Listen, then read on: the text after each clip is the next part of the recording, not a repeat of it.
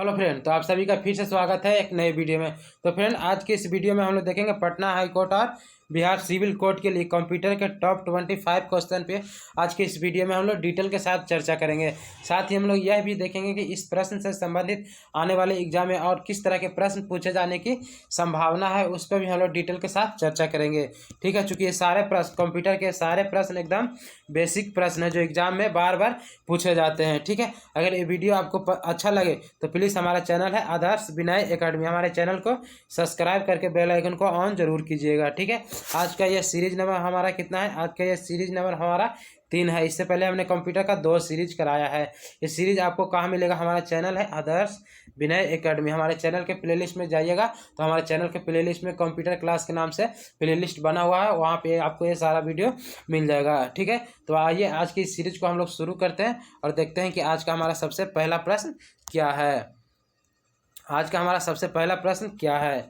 जो फाइलें direct command के प्रयोग से डिस्प्ले नहीं होती है, यानी आपको बताना है कि जो फाइलें डायरेक्ट कमांड के प्रयोग से डिस्प्ले नहीं होती है उसे हम लोग क्या कहते हैं? तो राइट आंसर क्या है? जो फाइलें डायरेक्ट कमांड के प्रयोग से डिस्प्ले नहीं होती है वह क्या कहलाती है? तो उसे हम लोग क्या बोलते हैं? उसे हम लोग हिडन फाइल बोलते हैं। यानी कि राइट आंसर क्या आ गया? ऑप्शन नंबर सी आ गया। उसे हम लोग बोलते हैं हिडन फाइल बोलते हैं।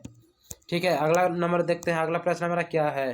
CD रोम कम से कम, आपको बताना है कि CD रोम कम से कम खाली स्थान संग्रहित या स्टोर कर सकता है। यानी कि CD रोम कम से कम कितना MB डाटा को स्टोर कर सकता है। इस प्रश्न का कहने का मतलब यही है कि CD रोम कम से कम, यहाँ मिनिमम पूछा है, कम से कम कितना MB डाटा को संग्रहित कर सकता है। तो राइट आंसर क्या आ जाएगा? ऑप्शन नंबर सी आ जाएगा। ऑप्शन नंबर सी आ जाएगा 700 MB, यानी CD रोम कम से कम 700 MB डाटा को संग्रहित कर सकता है।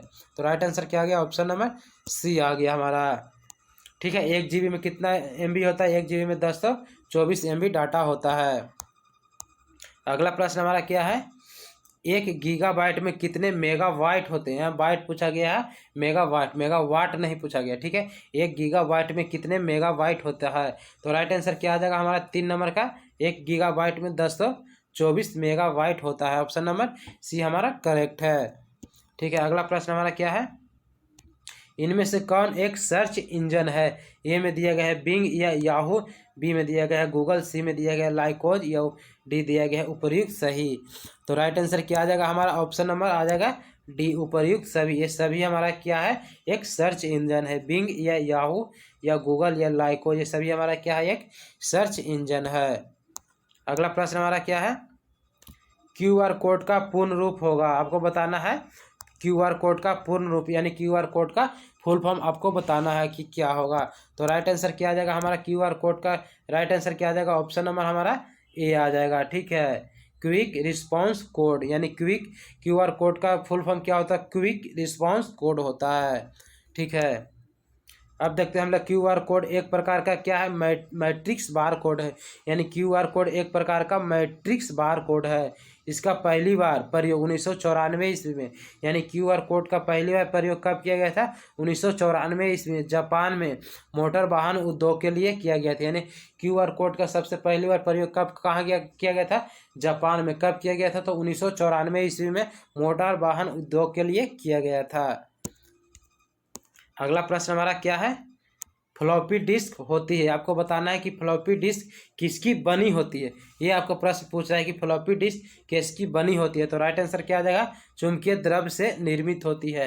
यानी फ्लॉपी डिस्क किस चीज़ से निर्मित होती है? तो चुंबकीय द्रव से निर्मित होती है। ऑप्शन नंबर बी हमारा क्या है? करेक्ट आंसर है। फ्लॉपी डिस्क का पहली बार 1967 ईस्वी में IBM, ठीक है, IBM कंपनी ने बनाया था। इंटरनेशनल बिजनेस मशीन, इसका फुल फॉर्म क्या होता है? इंटरनेशनल बिजनेस मशीन होता है। यानी कि सबसे पहली बार, यानी कि फ्लॉपी डिस्क को सबसे पहली बार कब बनाया था? 1967 ईस्वी में IBM कंपनी ने बनाया था। सामान्यतः यहाँ पे क्या दिया? सामान्यतः क्वार्टी कीबोर्ड में कितनी कुंजियाँ होता है? यानी आपको फाइनली यह बताना, प्रश्न पूछ रहा है आपको कि सामान्यतः जो हम लोग कीबोर्ड, ठीक है, सामान्यतः जो हम लोग कीबोर्ड का इस्तेमाल जो करते हैं कंप्यूटर में, उसमें कितने बटन या कितने कुंजी होते हैं?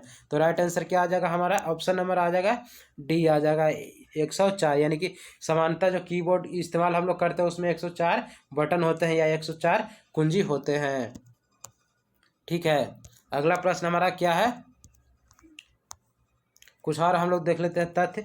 कीबोर्ड का प्रचलित इलेक्ट्रोमैकेनिकल इनपुट डिवाइस है, यानी कीबोर्ड क्या है, एक प्रचलित इलेक्ट्रोमैकेनिकल इनपुट डिवाइस। यहाँ से प्रश्न हमारा पूछा जाता है कीबोर्ड इनपुट डिवाइस है या आउटपुट डिवाइस है। ठीक है, तो कीबोर्ड हमारा क्या है, एक इनपुट डिवाइस है। ठीक है, कीबोर्ड क्या हमारा एक इनपुट डिवाइस है। ठीक है, QWERTY कीबोर्ड इसलिए कहा जाता है क्योंकि अक्षरों के सबसे ऊपर वाली पंक्ति के बाईं ओर के 6 बटन QWERTY के क्रम में है, यानी QWERTY के क्रम में है, यानी कि QWERTY के क्रम में, इसलिए हम लोग बोलते हैं इसे QWERTY कीबोर्ड। ठीक है, अगला प्रश्न हम लोग देखते हैं। फ्रेंड, अगर ये वीडियो आपको अच्छा लग रहा है तो प्लीज़ हमारा चैनल है आदर्श विनय एकेडमी, हमारे चैनल को सब्सक्राइब जरूर कीजिए और बेल आइकन को ऑन कर लीजिएगा। ठीक है, अगला प्रश्न हम लोग देखते हैं कि अगला प्रश्न हमारा क्या है। अंक गणितीय एवं तार्किक, ठीक है, जिसे हम लोग क्या बोलते हैं, लॉजिकल संक्रियाएं करने के लिए संसाधक यानी प्रोसेसर को क्या कहते हैं। आपको बताना है कि अंक गणितीय एवं तार्किक संक्रियाएं करने वाले संसाधक को क्या कहते हैं। तो राइट आंसर क्या आ जाएगा, हम लोग क्या बोलते हैं, 8 नंबर का क्या आ जाएगा, ALU। ठीक है, उसे क्या बोलते हैं, ALU बोलते हैं, यानी कि अर्थमेटिकल लॉजिक यूनिट बोलते हैं। हम लोग क्या बोलते हैं, अर्थमेटिक लॉजिक यूनिट। ALU का फुल फॉर्म क्या होता है, अर्थमेटिक लॉजिक यूनिट होता है। कभी कभी फुल फॉर्म आता है पूछने के लिए, ALU का फुल फॉर्म क्या होता है, तो अर्थमेटिक लॉजिक यूनिट होता है। अगला प्रश्न हमारा क्या है, आउटपुट और जीमेल से हम अधिकतम कितने अटैचमेंट भेज सकते हैं। आपको बताना है कि आउटपुट और जीमेल, याद रखिए यहाँ पे ईमेल नहीं जीमेल दिया गया, आउटपुट और जीमेल से हम अधिकतम कितने अटैचमेंट भेज सकते हैं। तो राइट आंसर क्या आ जाएगा, ऑप्शन नंबर बी आ जाएगा, 20 और 25 MB, अधिकतम 25 MB भेज सकते हैं। तो ऑप्शन नंबर बी हमारा करेक्ट हो गया। 10 नंबर प्रश्न हमारा क्या है, पहला पेज जो हम वेबसाइट पर देखते हैं उसे क्या कहते हैं। आपको बताना है कि पहला पेज जिसे हम वेबसाइट पर देखते हैं उसे हम लोग क्या कहते हैं। तो उसे हम लोग होम पेज कहते हैं, यानी सबसे फर्स्ट पेज जो हम लोग वेबसाइट पर देखते हैं उसे क्या बोलते हैं, उसे हम लोग होम पेज बोलते हैं। अगला प्रश्न हमारा क्या है, जब कोई ईमेल, ठीक है, गलती से डिलीट हो जाता है तो उसे प्राप्त किया जा सकता है। आपको बताना है कि जब किसी ईमेल को हम गलती से डिलीट कर देते हैं तो उसे पुनः हम लोग कहाँ उस ईमेल को खोजते हैं, या वह ईमेल पुनः हमें कहाँ मिलता है, तो तराश में मिलता है। ऑप्शन नंबर डी, वह ईमेल हमें पुनः तराश में मिल जाएगा। ठीक है, तो अगला प्रश्न हमारा क्या है, किस डिवाइस में डाटा अधिक मात्रा में जमा होता है। आपको बताना है कि निम्नलिखित में किस डिवाइस में डाटा अधिक मात्रा में जमा होता है। तो राइट आंसर क्या आ जाएगा हमारा, 12 नंबर का आ जाएगा हार्ड डिस्क। ऑप्शन नंबर क्या आ जाएगा, बी आ जाएगा। हार्ड डिस्क में क्या होता है, डाटा अधिक मात्रा में जमा होता है। अगला प्रश्न हमारा क्या है, अब देखते हैं, हार्ड डिस्क में डाटा को इलेक्ट्रोमैग्नेटिक फील्ड के द्वारा लिखा या पढ़ा जाता है, यानी हार्ड डिस्क में डाटा को इलेक्ट्रोमैग्नेटिक फील्ड के द्वारा लिखा या पढ़ा जाता है। ठीक है, हार्ड डिस्क एल्युमिनियम धातु का बना होता है जिस पर आयरन ऑक्साइड का लेप या परत चढ़ा रहता है। ठीक है, यानी हार्ड डिस्क किस चीज़ का बना होता है, तो एल्युमिनियम धातु का बना होता है जिस पर आयरन ऑक्साइड का लेप या परत चढ़ा रहता है। अगला प्रश्न हमारा क्या, शैक्षणिक संस्था आमतौर पर अपने डोमेन नाम क्या रखता है। आपको यदि कोई शैक्षणिक संस्था है, ठीक है, जैसे इंस्टीट्यूट वगैरह है, तो अपने आमतौर पर अपने नाम में डोमेन रखता है, वो क्या रखता है। तो राइट आंसर क्या आ जाएगा, ऑप्शन नंबर ई आ जाएगा, ऑप्शन नंबर ए आ जाएगा, .edu, यानी कि .education रखता है। ठीक है, ऑप्शन नंबर ए हमारा करेक्ट आंसर है। अगला प्रश्न हमारा क्या है, कंप्यूटर में प्रयोग होने वाली एकीकृत परिपथ यानी IC चिप किसका बना होता है। आपको बताना है कि कंप्यूटर में जो IC चिप, जिस IC चिप का हम लोग प्रयोग करते हैं वह किसका बना होता है। तो राइट आंसर क्या आ जाएगा हमारा, बी आ जाएगा, वह सिलिकॉन का बना होता है। ठीक है, अगला प्रश्न हमारा क्या है, आउटपुट डिवाइसेज क्या संभव बनाता है। आपको बताना है कि निम्नलिखित में आउटपुट डिवाइसेज किसे संभव बनाता है। तो राइट आंसर क्या आ जाएगा हमारा, 15 नंबर का आ जाएगा, ऑप्शन नंबर ए आ जाएगा, डाटा देखना या प्रिंट करने को संभव बनाता है। आउटपुट डिवाइस किसे संभव बनाता है, तो डाटा देखने या प्रिंट करने को संभव बनाता है। ऑप्शन नंबर ए हमारा करेक्ट है। निम्नलिखित में से किस कंपनी ने 2005 में व्यक्तिगत कंप्यूटर यानी कि पर्सनल कंप्यूटर बनाना बंद कर दिया था? आपको बताना है कि निम्नलिखित में से किस कंपनी ने 2005 में व्यक्तिगत यानी पर्सनल कंप्यूटर को बनाना बंद कर दिया था। तो राइट आंसर क्या आ जाएगा? ऑप्शन नंबर बी आ जाएगा, IBM company, international business machine. यह एक कंपनी है जिसने 2005 में पर्सनल कंप्यूटर को बनाना बंद कर दिया था।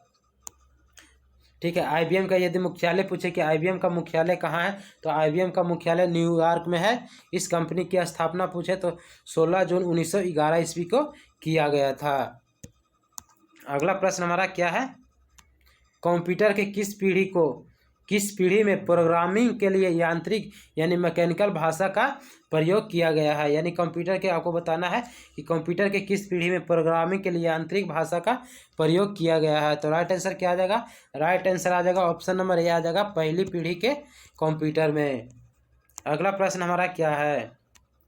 टेलीकॉम क्षेत्र में ISP का पूर्ण रूप क्या है? यानी टेलीकॉम क्षेत्र में ISP का फुल फॉर्म आपको बताना है। तो राइट आंसर क्या आ जाएगा? ऑप्शन नंबर सी आ जाएगा, इंटरनेशनल सर्विस प्रोवाइडर। यानी ISP का फुल फॉर्म क्या आ जाएगा? International service provider. Right answer option number C आ जाएगा। अगला प्रश्न हमारा क्या है? कंप्यूटर मॉनिटर को और किस नाम से जाना जाता है? आपको बताना है कि कंप्यूटर मॉनिटर को और किस नाम से जाना जाता है। तो राइट आंसर क्या आ जाएगा हमारा? ऑप्शन नंबर डी आ जाएगा, VDU। ठीक है, VDU विजुअल डिस्प्ले यूनिट। इसे क्या बोलते हैं? फुल फॉर्म क्या होता है? Visual display unit. ठीक है, यानी कि VDU का पूर्ण रूप क्या होता है? विजुअल डिस्प्ले यूनिट होता है। यदि CPU का पूर्ण रूप पूछे तो सेंट्रल प्रोसेसिंग यूनिट होता है। LED का फुल फॉर्म पूछे तो लाइट इमिटिंग डायोड होता है। एग्जाम में सबसे ज़्यादा पूछा जाता है LED का फुल फॉर्म क्या होता है? लाइट इमिटिंग डायोड होता है। अगला प्रश्न हमारा क्या है? कंप्यूटर में से कौन सी इनपुट डिवाइस नहीं है? आपको बताना है कि निम्नलिखित में से कौन सा इनपुट डिवाइस नहीं है। माउस दिया गया है, प्रिंटर दिया गया है, कीबोर्ड दिया गया है और स्कैनर दिया गया है। तो राइट आंसर क्या आ जाएगा है यहाँ पे? प्रिंटर हमारा क्या है? एक इनपुट डिवाइस नहीं, यह क्या है? प्रिंटर हमारा आउटपुट डिवाइस है। प्रिंटर क्या हमारा है? आउटपुट डिवाइस है। और यहाँ पे पूछा गया कौन इनपुट डिवाइस नहीं, पूछा गया कौन इनपुट डिवाइस नहीं है। तो प्रिंटर हमारा इनपुट डिवाइस नहीं है, प्रिंटर हमारा आउटपुट डिवाइस है। तो ऑप्शन नंबर बी हमारा क्या है? करेक्ट है। अगला प्रश्न हमारा क्या है? इंस्ट्रक्शन के समूह जो कंप्यूटर को निर्देशित करता है उसे क्या कहते हैं? आपको बताना है इंस्ट्रक्शन के समूह जो कंप्यूटर को निर्देशित करता है उसे हम लोग क्या कहते हैं? तो राइट आंसर क्या आ जाएगा हमारा? ऑप्शन नंबर क्या आ जाएगा हमारा? उसे हम लोग क्या बोलते हैं? उसे हम लोग प्रोग्राम बोलते हैं। ऑप्शन नंबर सी आ जाएगा करेक्ट आंसर। उसे हम लोग क्या बोलते हैं? प्रोग्राम। यानी इंस्ट्रक्शन के समूह जो कंप्यूटर को निर्देशित यानी आदेश देता है उसे हम लोग क्या बोलते हैं? उसे हम लोग प्रोग्राम कहते हैं। अगला प्रश्न हमारा क्या है? दूसरी पीढ़ी के कंप्यूटर किस पर आधारित था? आपको बताना है कि दूसरी पीढ़ी के कंप्यूटर किस पे आधारित था। तो राइट आंसर क्या आ जाएगा? ट्रांजिस्टर्स पे आधारित था। दूसरी पीढ़ी के कंप्यूटर किस पे आधारित था? तो ट्रांजिस्टर पे आधारित था। राइट आंसर क्या आ गया? ऑप्शन नंबर ये हमारा करेक्ट है। अगला प्रश्न हमारा क्या है?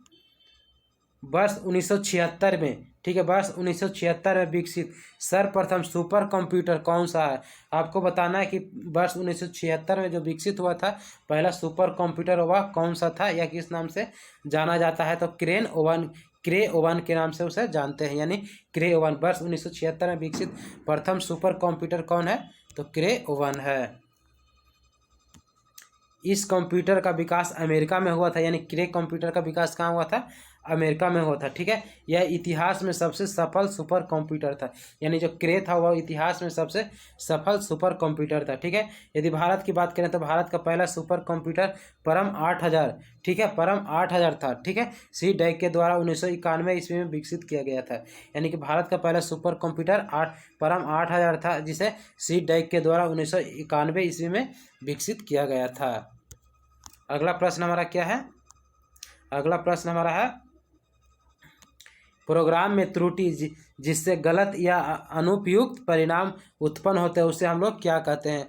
आपको बताना है कि प्रोग्राम में त्रुटि, ठीक है, प्रोग्राम में त्रुटि जिससे गलत या अनुपयुक्त परिणाम उत्पन्न होते हैं उसे हम लोग क्या बोलते हैं? तो उसे हम लोग बग बोलते हैं। कंप्यूटर भाषा में उसे हम लोग क्या बोलते हैं?